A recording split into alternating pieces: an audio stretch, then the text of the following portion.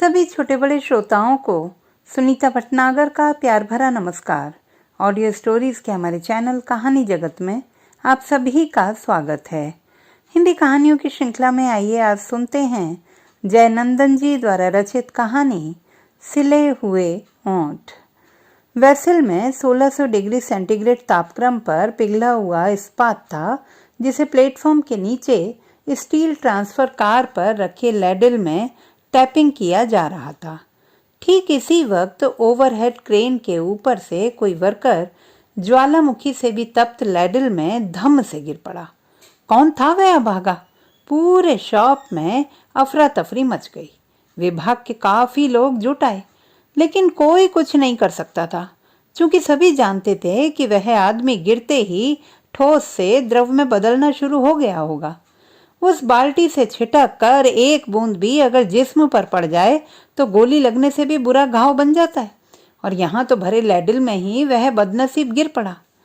Divisional manager सहित इस steel making विभाग LD1 शॉप के सारे अधिकारी इकट्ठे हो गए। उनमें खड़े खड़े तुरंत मंत्रणा हुई और एक निश्चय के तहत सभी वर्करों से कहा गया कि वे इसी वक्त कॉन्फ्रेंस रूम में उपस्थित हों, वहां हाजिरी ली जाएगी। एक शिफ्ट के लगभग 100 आदमी की भीड़ में सभी लोग अपने अपने नजदीकी आदमी को ढूंढने में लगे थे। इस भीड़ में सीनियर मैकेनिक तरुण भी अब तक शामिल हो गया और वह अपने इलेक्ट्रीशियन दोस्त संदीप की टोह लेने लगा। संदीप उसे हठात कहीं नजर नहीं आया, फिर भी उसे यह ख्याल में भी लाना अच्छा नहीं लगा कि ऐसा दुर्भाग्य उसके दोस्त का हो सकता है। मौके पर पहले से मौजूद कई वर्करों ने देखा कि महज एक क्षण के लिए लैडल में जरा सी तड़फड़ाहट हुई और सब कुछ शांत हो गया। जीवन और मृत्यु के बीच सचमुच कितना कम फासला है, और जीवन को बचाने में इस शरीर का कवच कितना क्षणभंगुर है। मातम, मायूसी और असमंजस में डूबे लोग कॉन्फ्रेंस रूम पहुंचे। अब तक शॉप के कोने कोने से ए शिफ्ट के पूरे लोग आ चुके थे। तरुण की निगाहें लगातार संदीप को ढूंढ रही थी, लेकिन वह कहीं नहीं दिख रहा था। वहां अटेंडेंस की कंप्यूटर शीट मंगाई गई और उसके अनुसार एक एक आदमी की मौजूदगी पर टिक मार्क लगाया गया। डीएम को यह शक था कि अवकाश ग्रहण उम्र के करीब पहुंचे किसी बूढ़े कर्मचारी ने जानबूझकर अपनी मौत मोल ली होगी, क्योंकि कारखाने के भीतर सांघातिक दुर्घटना की अवस्था में मरे कर्मचारी के किसी वारिस को सहानुभूति आधार पर तत्काल नौकरी देने का प्रावधान अब भी समाप्त करना संभव नहीं हो पाया था। पहले आम कर्मचारियों को 25 साल सेवा देने के बाद अपने एक बेटे या दामाद के लिए नौकरी पाने की सुविधा बहाल थी, जिसे अब कंपनियों में वैश्विक प्रतिस्पर्धा शुरू होने के बाद खत्म कर दिया गया था, क्योंकि अब पुरानी तकनीक पर आधारित ज्यादा लागत पर कम गुणवत्ता के माल उत्पादित करने वाले शॉप बंद कर दिए गए थे और उनमें काम करने वाले कर्मचारी वॉलेंटियरली रिटायर्ड करा दिए गए थे। डीएम की आशंका से अवगत होकर तरुण में एक बेचैनी समा गई। जमाने का यह कितना निर्लज्ज, विद्रूप और भयावह दौर था कि अपनी संतान के अनिश्चित भविष्य को एक अदद नौकरी से नवाजे जाने के लिए अपनी जान तक देनी पड़ जाए। तरुण का अंतःकरण ढेर सारी आकुलताओं से भर उठा। हाजिरी के बाद जो परिणाम सामने आया उससे डीएम का संशय तो गलत साबित हुआ, लेकिन तरुण का संशय एक हृदय द्रावक सच में बदल गया। लैडल में गिरने वाला वर्कर संदीप ही था, जिसे उसकी आंखें शुरू से ही नदारद पा रही थी। संदीप बूढ़ा नहीं, बल्कि 26-28 वर्ष का हष्ट-पुष्ट नौजवान था। उसने आत्महत्या भी नहीं की थी, बल्कि ओवरहेड क्रेन की कोई इलेक्ट्रिकल गड़बड़ी ठीक करने के लिए फोरमैन ने उसे ऊपर भेजा था, और वहां से वह काम करते हुए गिर पड़ा। फर्श पर गिरा होता तो भी वह मर तो जाता ही, लेकिन तब उसका शत विशत पार्थिव शरीर रह जाता संस्कार के लिए, मौत की पुष्टि के लिए। तरुण की आत्मा एकदम बिलख उठी। आज ही शाम को उसे बहन का तिलक चढ़ाने जाना था। तरुण से भी उसने साथ चलने के लिए कह रखा था। सुबह दोनों ने ही साथ में कंप्यूटर में हाजिरी के लिए अपने अपने कार्ड पंच किए थे। देह जलने की एक तीव्र गंध पूरे शॉप में फैल गई। कॉन्फ्रेंस हॉल में सब ने यह गंध महसूस की और भीतर ही भीतर सभी घुटकर रह गए। लग रहा था जैसे वे किसी शमशान में चिता के पास बैठे हों। तरुण के भीतर इस गंध ने एक हाहाकार जैसा मचा दिया। लगा वह फफक कर रो पड़ेगा। उसकी आंखें पसीज गईं। डीएम ने सबको संबोधित किया। दोस्तों, संदीप एक मेहनती और काफी अनुभवी इलेक्ट्रीशियन था। इस सदमे से मुझे गहरा धक्का पहुंचा है। मैंने तो सोचा था कि कोई रिटायरिंग एज वर्कर जानबूझकर मरा है। संदीप जैसा डायनेमिक और स्मार्ट लड़के के बारे में तो मैं ऐसा सोच भी नहीं सकता था। लेकिन होने पर अख्तियार ही किसका है। हमें अब एक बड़ी चुनौती का सामना करना है। डीएम ने कुछ देर के लिए एक विराम ले लिया। सबके चेहरे पर अगले वाक्य की उत्सुकता टंग गई। उसने आगे कहा, आप सबको मालूम है ISO 1002 प्रमाण पत्र हासिल करने के लिए पिछले 1 साल से हमारी तैयारी चल रही है। आप इससे भी अवगत हैं कि अंकेक्षण करने वाली टीम यहाँ आई हुई है और हमारे डॉक्यूमेंटेशन सिस्टम की ऑडिट कर रही है। कभी भी वह टीम शॉप फ्लोर में आकर आप लोगों से भी कोई भी सवाल कर सकती है। आज इस दुख की घड़ी में मेरा यह सब कहना अटपटा लग रहा होगा। डीएम ने रुककर सबके उदास चेहरे की प्रतिक्रिया देखी और आगे कहने लगा, लेकिन इस हादसे के कारण जो परिस्थितियां बन गई हैं, उसी के मद्देनजर यह सब कहना बहुत ज्यादा जरूरी हो गया है। आपको बताया जा चुका है, फिर भी मैं खास तौर पर आज एक बार और दोहराना चाहता हूं कि ISO 1002 का विश्व स्तरीय गुणवत्ता प्रमाण पत्र हमें नहीं मिला तो हमारा बनाया हुआ माल कोई नहीं खरीदेगा और दुनिया के सामने उनके मुकाबले में हमें कोई तवज्जो नहीं देगा। परिणाम यह होगा कि हमारा यह विभाग बंद हो जाएगा और सबका भविष्य मुश्किलों में फंस जाएगा। डीएम ने तनिक रुककर कर्मचारियों के चेहरे पर उभर आई चिंता को एक बार फिर लक्ष्य किया और अपना वक्तव्य जारी रखा। उस ऑडिट टीम को अगर मालूम हो गया कि इतनी बड़ी दुर्घटना यहाँ हो गई है तो हमारे प्रति उनका इंप्रेशन डगमगा सकता है और वे नेगेटिव रिमार्क कर सकते हैं। इस शोकाकुल अवस्था में मुझे यह सब कहते हुए बिल्कुल अच्छा नहीं लग रहा, लेकिन क्या करूं? आखिर जो छोड़कर चले जाते हैं उसके परिजन भी उसके गम में अपनी जिंदगी रोक नहीं देते। फ्रेंड्स, आपको जरूर बुरा और नागवार लगेगा सुनकर, लेकिन हमें यह करना होगा। संदीप की मौत की खबर हमें अपने सीने में ही दफन कर देनी होगी। हमें छाती पर पत्थर रखकर यह कहना होगा कि यहाँ ऐसी कोई अप्रिय घटना नहीं हुई। संदीप को आज हम अनुपस्थित दिखा देंगे। आपको अपने और अपने परिवार की परवरिश के लिए भूल जाना होगा कि आपने यहाँ कोई हादसा होते हुए देखा है। कुछ देर गहरी खामोशी छा गई, जैसे काली अंधेरी रात की भयानक नीरवता उतर आई हो। तरुण रोक नहीं पाया स्वयं को और कह उठा, ऐसा कैसे हो सकता है सर? वह अपनी कुर्सी से खड़ा हो गया। उसकी आंखें आंसुओं से डबडबा गईं। सुबह संदीप मेरे साथ ही यहाँ आया था ड्यूटी पर। आज शाम उसे वर्षों से विवाह की प्रतीक्षा कर रही बहन के लिए तिलक चढ़ाने जाना था। उसके माँ बाप को भी तो यह पता होना चाहिए कि उनके लाडले बेटे की ड्यूटी इतनी लंबी हो गई कि वह अब कभी घर वापस नहीं आएगा। मुझसे वे ही पूछने आएंगे, मैं कैसे उनसे झूठ बोल सकूंगा सर? बोलते बोलते तरुण का बिलखना जोर पकड़ गया।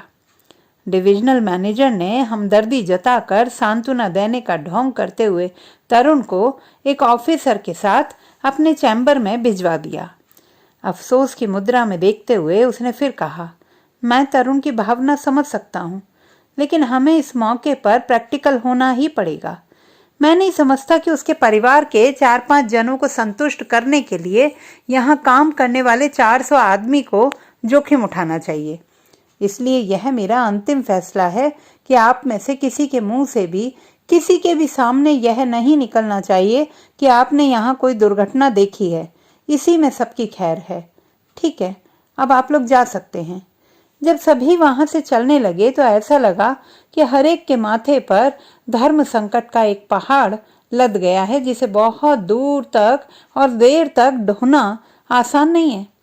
उन्हें यह भी लगा कि डीएम के कहने के लहजे में सिर्फ परामर्श ही नहीं, आदेश भी है, जिसकी अवहेलना करने पर वे अनुशासनात्मक कार्यवाही के तहत सख्ती भी बरस सकते हैं। डीएम ने तरुण को अपने ठंडे कमरे में बैठाकर ठंडा पानी पिलवाया और उसके जज्बात को कद्र करने की भंगिमा दिखाकर समझाने की कसरत शुरू कर दी। तरुण, मैं जानता हूं कि संदीप तुम्हारा बहुत घनिष्ठ मित्र था। तुम्हारे लिए मुश्किल है उसकी मौत को पचा लेना, लेकिन तुम पढ़े लिखे होशियार आदमी हो। कंपनी और सभी कर्मचारियों के हितों को देखते हुए तुम्हें अपने आप पर काबू रखना होगा। मुझे कुछ मत कहिए सर, मुझे कुछ मत कहिए। इस समय मैं कुछ भी सुनने की स्थिति में नहीं हूं। तरुण अश्रु विह्वल बेचैनी के साथ उसके कमरे से बाहर निकल आया और स्टील ट्रांसफर कार के पास, जिस पर संदीप की चिता बना हुआ वह लैडल रखा हुआ था, जाकर खड़ा हो गया। उसकी आंखें ठहर गईं खौलते हुए लाल द्रव पर। देह दहन की एक तेज गंध अब भी बाल्टी से बाहर निकल रही थी। उसका क्रंदन कर रहा अंतःकरण पूछने लगा, संदीप मेरे दोस्त, मरने की ये कौन सी शैली हुई यार? लोग बड़े बड़े हादसों में दबकर, कुचलकर, कटकर मर जाते हैं। लाशें विकृत हो जाती हैं, टुकड़ों में बट जाती हैं। लेकिन तुम्हारी ये मौत तो ऐसी मौत है जिसमें लाश निकली ही नहीं, कहीं है ही नहीं तुम्हारा पार्थिव शरीर। ऐसी मौत तो कभी न देखी न सुनी गई यार। सबकी आंखों के सामने तुम मौत के मुंह में गए, फिर भी सबको असहाय कर गए। कुछ भी करने की किसी के पास कोई युक्ति नहीं। सबके सामने निकले तुम्हारे प्राण, फिर भी किसी को नहीं पता कि तुम्हारी अस्थि कहाँ है, तुम्हारा धड़ कहाँ है, तुम्हारा शारीरिक ढांचा कहाँ है। ऐसा लगता है तुम कभी थे ही नहीं, कभी हो ही नहीं। तुम थे तो इसका प्रमाण तो है, लेकिन अब तुम नहीं हो। इसे हम कैसे प्रमाणित करें संदीप? कई दिनों से तुम यही कर रहे थे। मैंने पिछले सप्ताह ही तुम्हें टोका था संदीप, कि संदीप कोई छोटा मोटा नुक्स भी हो तो बिजली ऐसी खतरनाक चीज है जिससे इतना ऊपर चढ़कर अकेले कभी छेड़छाड़ नहीं करनी चाहिए। मेंटेनेंस के लिए 2 आदमी एक साथ रहने का चलन यूं ही नहीं बना दिया गया है। तुमने कहा था सिर्फ पैनल में कोई ओवरलोड स्विच ट्रिप कर जाता है यार। फोरमैन घोंचू मुझे इस काम के लिए अकेले हाँक देता है। तुम तो जानते हो कि वह मुझसे कुछ ज्यादा ही मोहब्बत करता है। मैं ऐसा लल्लू हूं कि मुझे इनकार करना आता ही नहीं। अब मैं किससे पूछूं संदीप कि आज डीएम तुम्हारी मौत की खबर देने से मना कर रहा है? मैं इनकार कैसे करूं? तरुण गहरे अंतर्द्वंद्व में निमग्न था, तभी अचानक उसे कंधे पर एक सांत्वना भरा स्पर्श महसूस हुआ। वह उसका एक करीबी दोस्त केतन था। उसने कहा, आओ चलें तरुण, रुककर भी कुछ पा न सकोगे यार। पीछे विभाग के अन्य अधिकारी प्रबंधकीय रौब में उसे घूर रहे थे। उनकी मुद्रा सख्त और तनी हुई थी, जैसे वे धमका रहे हों कि बहुत नौटंकी हो गई, शराफत से नहीं मानोगे तो हमें टेढ़ा बनना भी आता है। कुछ ही देर बाद देखा गया कि स्टील ट्रांसफर कार पर से लेडेड ओवरहेड क्रेन द्वारा उठाया जाने लगा। तरुण हैरानी से देखने लगा कि आखिर क्या करने वाले हैं ये लोग। इस चिता में बदले हुए अजूबे कॉम्बिनेशन से बने इस मोल्टन स्टील का। क्रेन ने उसे ले जाकर 1600 डिग्री सेंटीग्रेड पर गर्म वेसल में दोबारा हीट करने के लिए उंडेल डाला। अब संदीप के जिस्म की बची खुची गांठें भी पिघलकर तरल बन जाएंगी। इस चरम दुर्गति पर तरुण और भी कातर हो उठा। उसकी आत्मा चीत्कार उठी, हाय संदीप, तुम्हारा जिस्म पूरी तरह से इस्पात में एकाकार हो गया। मतलब अब तुम पुल बन जाओगे, रेल की पटरी बन जाओगे, डब्बे बन जाओगे, जहाज बन जाओगे, कूलर, फ्रिज, गेंता, कुदाल, पाइप, खंबे, छुरी, चाकू, बंदूक, रिवाल्वर, तोपखाना और पता नहीं किस किस चीज में रूपांतरित हो जाओगे। लेकिन नहीं ढलोगे तो फिर से आदमी में, और आदमी में नहीं ढलोगे तो अपनी नवविवाहिता के सुहाग, बूढ़े कृषकाय पिता की लाठी और शादी की उम्र पार कर रही अपनी कुंवारी बहन की राखी से तुम्हारा कोई संबंध नहीं रह जाएगा। आज भले ही आदमी की कीमत इस्पात से सस्ती हो गई हो, लेकिन इस्पात बनाने वाली कंपनी आदमी नहीं बना सकती मेरे दोस्त, जबकि आदमी ही हजारों लाखों मिलियन टन इस्पात बनाता है और बनाता चला जाएगा। केतन ने तरुण की पीठ थपथपाई। चलो तरुण, घर चलें। अब संदीप कहीं नहीं है। लेकिन केतन, संदीप यहाँ था, सुबह से था, इसी जगह था। कोई साक्ष्य अब नहीं है उसके यहाँ होने का। कंप्यूटर है, यहाँ के दर्जनों लोग हैं, मैं हूँ। कंप्यूटर में उसकी हाजिरी थी, अब नहीं है। लोगों ने उसे देखा था, अब वे भी अनदेखे हो गए हैं। एक तुम हो, तुम्हें भी अब तय कर लेना है कि ज्यादा जरूरी क्या है, संदीप की मृत्यु का पर्दाफाश करना या अपनी नौकरी की सांस कायम रखना। संदीप के पिता इसी कारखाने से एक रिटायर वर्कर थे। कई दिनों तक वे संदीप के लापता होने की टोह लेते रहे। तरुण से भी कई बार मिले। सबके चेहरे पर चढ़े मुखौटे को परख कर लेने में उन्हें कोई दिक्कत नहीं हुई। तरुण अपने झूठ पर एक मर्मांतक तकलीफ से जूझता रहा। अंततः उसने कुछ तय किया और एक शाम उसके कदम संदीप के घर की तरफ बढ़ते चले गए।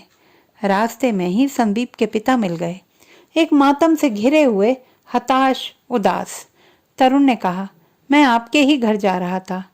बूढ़े ने ताज्जुब से निहारा। तुम क्यों तकलीफ कर रहे थे? मैं तो आ ही रहा था तुम्हारे घर, तुम्हारी चुप्पी को सुनने, तुम्हारी बदहवासी को पढ़ने। उसकी बेचारगी को भांपते हुए उन्होंने आगे कहा, आज से 20-25 साल पहले मजदूरों में इतनी आग और एकता हुआ करती थी कि किसी भी बेईमानी और नाइंसाफी के खिलाफ लोग एक साथ आंदोलन करने पर उतारू हो जाते थे, जबकि उस समय प्रायः लोग गहन अभावों और मुश्किलों में जीने को बाध्य थे। तनिक रुककर उन्होंने तरुण की खामोशी की नब्ज टटोली, फिर कहा, आज लोगों के पास साधन हैं, सुविधाएं हैं, फिर भी उनकी मानसिकता इतनी तटस्थ और नपुंसक हो गई है कि कंपनी के अंदर या बाहर किसी भी नाजायज बात पर होंठ फड़फड़ाने की भी हिम्मत नहीं रह गई है। वे जरा रुके और अपनी लय फिर पकड़ ली। मेरे एक साथी का हाथ कट गया था। प्रबंधन उसकी असावधानी बताकर मुआवजा देने से आनाकानी करने लगा था। उसे हक दिलाने के लिए विभाग के सारे कामगारों ने काम बंद कर दिया था। विकास के रास्ते में असहमति का होना बहुत जरूरी है, और इस असहमति को व्यक्त करने का मादा ना हो तो समझ लेना चाहिए कि बहुत बुरे दिन आने वाले हैं। तरुण की आंखें संदीप के पिता के तात्पर्य को टटोलती हुई विस्फारित होती जा रही थी। वे कुछ देर के लिए चुप हो गए और फिर उनका गला भर आया। आंखों से आंसू की कई बूंदें टप टप चू पड़ी। लरसते स्वर में उन्होंने कहा, तरुण, 7 दिन हो गए, तुम्हारे होठों से एक लफ्ज तक नहीं फिसला। तुम्हारे भीतर जो एक द्वंद्व चल रहा है ना, उसे मैं समझ सकता हूँ बेटे। संदीप तुम्हारा जिगरी दोस्त था, इसलिए पुष्टि तो तुम्हें ही करनी होगी। तुम बोलोगे तभी मैं इसे अंतिम सच मानूंगा। लैडल में जो आदमी गिरकर पूरी तरह खत्म हो गया, वह मेरा बेटा संदीप ही था ना? बोलो तरुण, बोलो, संदीप ही था ना वह? तरुण रोक न सका खुद को और उनके गले से लिपट कर फफक पड़ा। हाँ अंकल, हाँ, वह अभागा संदीप था, आपका बेटा संदीप, मेरा दोस्त संदीप। मुझे माफ कर दीजिए अंकल, मैं तो संदीप से भी अभागा हूँ और उससे भी ज्यादा मरा हुआ हूँ कि उसके मरने की खबर तक देने की प्राण शक्ति जुटा नहीं सका। संदीप के पिता उसकी पीठ थपथपाते रहे। वह जार जार रोता रहा। तो दोस्तों, ये थी हमारी आज की कहानी। आपको कैसी लगी कमेंट बॉक्स में लिखना ना भूलें।